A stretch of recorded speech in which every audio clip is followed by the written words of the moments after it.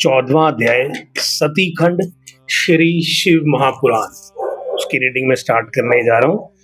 आनंद से stress free होकर बैठकर सुनिए पूरे आनंद के लिए। 14वां अध्याय दक्ष की 60 कन्याओं सहित सती का लालन पालन।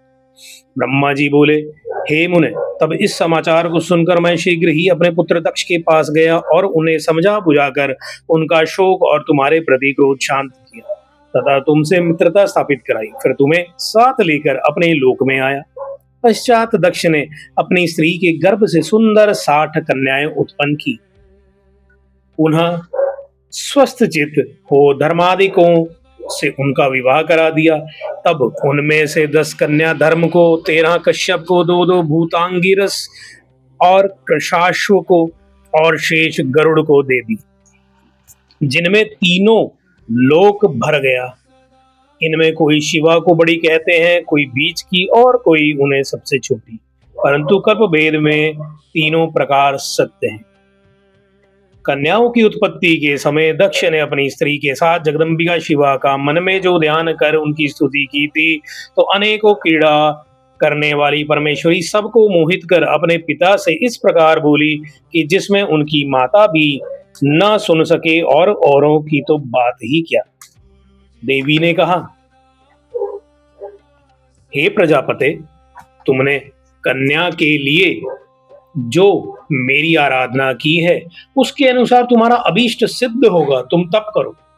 दक्ष से ऐसा कहकर देवी जी अपनी माया से बाल्य भाव धारण कर माता के पास जाकर बैठ गई। रोने लगी तो उनके रुदन को सुन संभ्रम हो वहां बहुत सी स्त्रियां आ गई।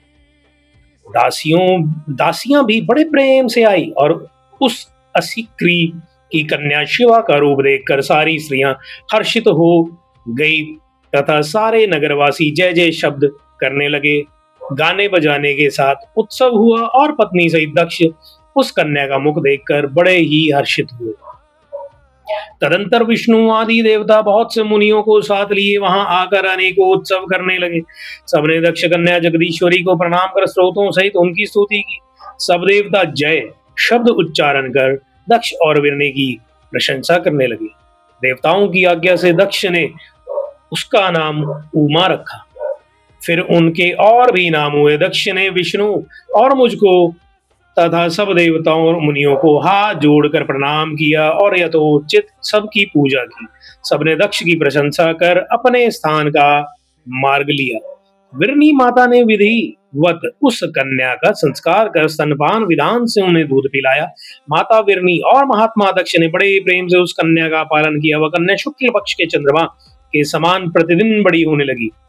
वह अपनी सहचरियों के साथ खेलती हुई प्रतिदिन शंकर की प्रतिमा का निर्माण करती और बालकोचित गीत गाती हुई शंकर का स्मरण करती, जिससे माता पिता का स्नेह उस पर प्रतिदिन बढ़ता ही जाता था।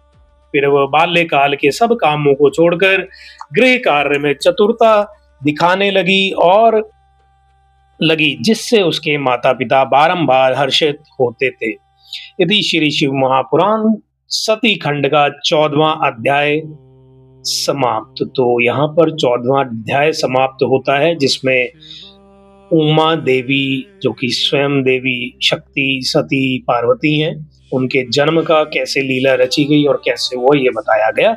होप आपको रीडिंग में आनंद आ रहा होगा। मेरे से रीडिंग में कोई गलती हो रही है तो प्लीज माफ करें। चैनल को सब्सक्राइब करें, अपना प्यार ब्लेसिंग्स हमारे साथ जरूर शेयर करें। मिलेंगे जल्दी नेक्स्ट रीडिंग के साथ। जय भोलेनाथ।